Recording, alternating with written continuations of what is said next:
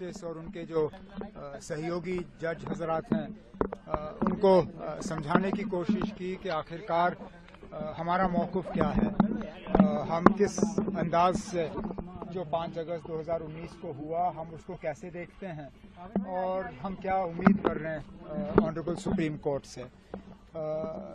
Honourable chief justice साहब और उनके जो सहयोगी जज हजरात हैं बेंच पे, उन्होंने भी कई सवाल उठाए जो कि कोर्ट का काम होता है। सर, संविधान सभा का सवाल उठा, जम्मू कश्मीर की संविधान सभा का सवाल खास तौर से उठाया गया। अगर ये सवाल नहीं उठेगा तो कौन सा सवाल उठेगा? ये जो सारा मामला संविधान को लेके है, ये सारा मामला आईन को लेके है, मुल्क के आईन को लेके, जम्मू कश्मीर के आईन को लेके, और जो इन दोनों आईन के दरमियान रिश्ता है या रिश्ता था, उस चीज को लेके तो सारे सवाल उठे। क्योंकि हम कहते हैं कि जो 5 अगस्त 2019 को हुआ वो मुल्क के आईन के खिलाफ और जम्मू कश्मीर के आईन के खिलाफ हुआ, और हम उम्मीद करते हैं कि ऑनरेबल सुप्रीम कोर्ट भी इस चीज को हमारे नजरिए से देखेगी, लेकिन उसके लिए हमें और मेहनत करनी होगी। सरकार की तरफ से, कश्मीरी पंडितों की तरफ से खास तौर से दलील दी गई कि सरकार के समर्थन में कहा गया कि दोनों पार्लियामेंट से, दोनों ऐवानों से जो फैसला था उसको पास कराया गया है, जो संविधान में जो कुछ मौजूद था उस समय उसके हिसाब से फैसला लिया गया। अब हर किसी को अपनी राय रखने का हक है। कुछ लोग इसमें हुकूमत के साथ हैं, लेकिन अक्सर बेशतर लोग जम्मू कश्मीर के वो हुकूमत के साथ नहीं हैं, वो इस फैसले के साथ नहीं हैं। हम इसकी पॉलिटिक्स को आर्ग्यू नहीं कर रहे हैं। बदकिस्मती की बात यह है कि जो ज्यादातर लोग हुकूमत के साथ खड़े हो जाते हैं इस मामले पे, वो पॉलिटिक्स पे आ जाते हैं। हम संविधान की बात कर रहे हैं, आईन की बात कर रहे हैं, कानून की बात कर रहे हैं।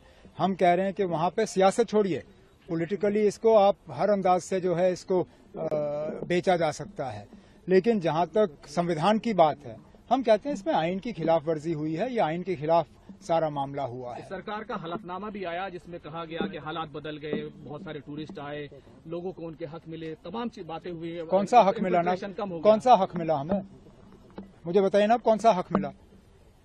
मैं आपको आज अभी रीट्वीट के जरिए आपको सारे आंकड़े दे दूंगा, जिसमें कि एक पत्रकार जम्मू कश्मीर के, उन्होंने बिल्कुल साफ तौर ये साबित किया है कि ये सारा जो इन्होंने डेवलपमेंट की बात छेड़ी है और सारा कुछ जो ये कह रहे हैं 2019 के बाद बदला है, ये सारा गलत है, झूठ है। जम्मू कश्मीर में कुछ खास नहीं बदला। और जहां तक आप इन्फिल्ट्रेशन की बात करते हो, अगर वाकई ये बात सही है तो असेंबली इलेक्शन क्यों नहीं करा रहे हो? आप क्यों नहीं करा रहे हो? कहीं ना कहीं तो फिर मामले में गड़बड़ है। सर, बीजेपी ये कह रही है कि अब जो हो रहा है वो सब वो लोग गए हैं जिन्होंने आज तक सैकड़ों साल जम्मू कश्मीर को लूटा है, और अब उनकी लूट की दुकानें बंद हो गई थी, इसलिए उनकी दुकानें दोबारा चालू कराने के लिए एक पॉलिटिकल सवाल खड़ा करने की कोशिश। पॉलिटिकल सवाल, बीजेपी का काम है पॉलिटिक्स करना।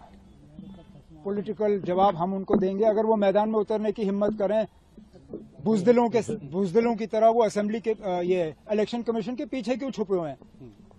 ये बड़ा आसान है बीजेपी वालों को। सुने ना, मुझे बात खत्म करने दीजिए। बीजेपी वाले आप लोगों को अपने दफ्तर में बुला के बड़े बड़े बयान देते हैं, हमारे ऊपर बड़े इल्जाम लगाते हैं, बड़े आरोप लगाते हैं, लेकिन लोगों का सामना करने के लिए वो तैयार नहीं है। ये बुजदली है ना। आप सामने आइए, मैदान में हमारा मुकाबला करिए, हम देखते हैं कौन कहां पे खड़ा है। जम्मू कश्मीर के अवाम को लेकर कितना बड़ा सवाल अब सुप्रीम कोर्ट के सामने है? शायद आजादी के बाद से लेके आज तक सबसे बड़ा सवाल। इतना बड़ा सवाल जम्मू कश्मीर को लेके शायद ही सुप्रीम कोर्ट के सामने आजादी के बाद आया होगा, और तभी तो मैं यहाँ जिंदगी में पहली बार सुप्रीम कोर्ट आया हूँ। इससे पहले भी जम्मू कश्मीर को लेके केस आए हैं, लेकिन मैं कम से कम मैंने अपनी जिम्मेदारी नहीं समझी कि मैं उस वक्त सुप्रीम कोर्ट आऊँ। आज खुद यहाँ अपने साथियों के साथ सुप्रीम कोर्ट आया हूँ। शायद इसी से आपको इशारा मिलेगा कि कितना बड़ा मामला है ये जम्मू कश्मीर के लिए। बीजेपी के लोग कह रहे हैं कि कुछ भी कर लें, अब 370 गई हुई बात हो गई, अब वापस नहीं आएगा, इस बात को मान लेना चाहिए। सुप्रीम कोर्ट तक मामला है ना। अब जब हम यहाँ पे ये दावा नहीं कर रहे हैं कि हमें पता है कि सुप्रीम कोर्ट के जज क्या फैसला करेंगे, बीजेपी वाले ये दावा कैसे कर सकते हैं? ये तो इंसल्ट है जुडिशरी का। This is tantamount to almost as good as contempt of court. This should be taken very serious note of. The Honorable Chief Justice and his brother judges are on the bench listening to this matter. How can the BJP pronounce judgment before the Honorable Supreme Court has pronounced judgment? This is contempt of court. This is highly unacceptable and objectionable from a responsible political party like the BJP that runs this country today.